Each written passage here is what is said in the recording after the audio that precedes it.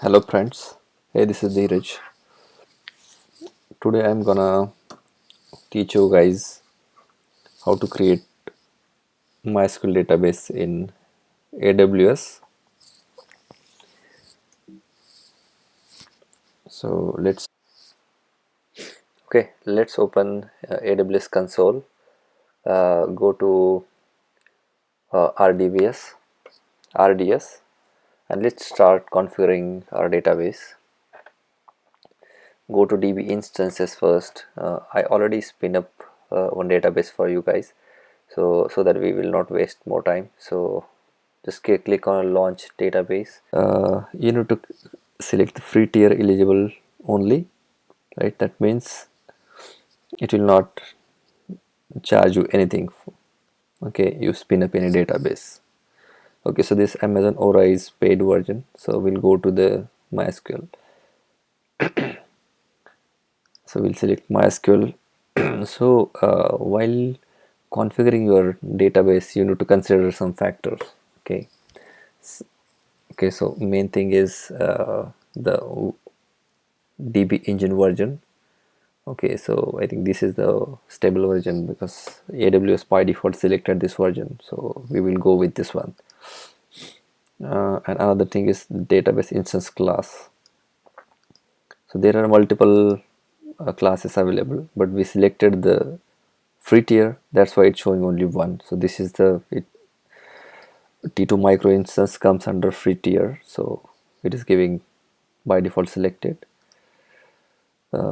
Multi availability zone deployment, so we don't want to do that. Storage type SSD, and allocated storage we are giving 20 gigs.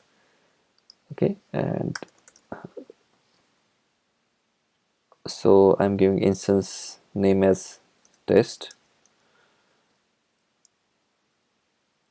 So master username is admin, password whatever you prefer. Okay, go to next step.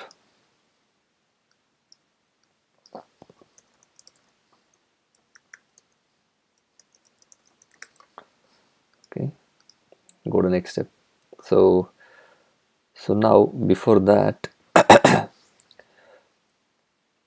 so we just need to verify all the details. If you have your private VPC or anything else, you can use that, but we will go with the default VPC.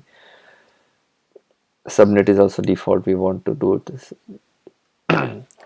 Yeah, make sure your database is publicly accessible.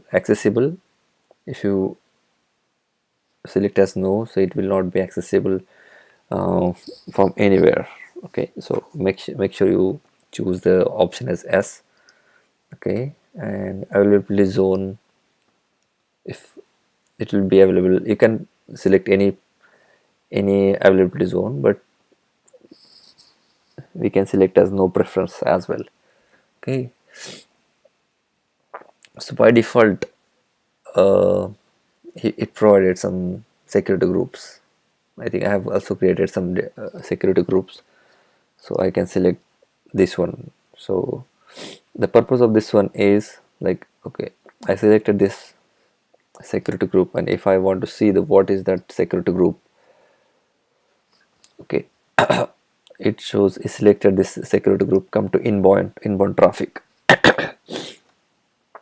So inbound traffic is telling like for this EC2 instance we open the port 3306, and source means who can access this port. So 00000 means we make this database accessible publicly. Okay, this is not right practice to do it, but for demo purpose we can do this one. Okay, and once we have selected everything selected,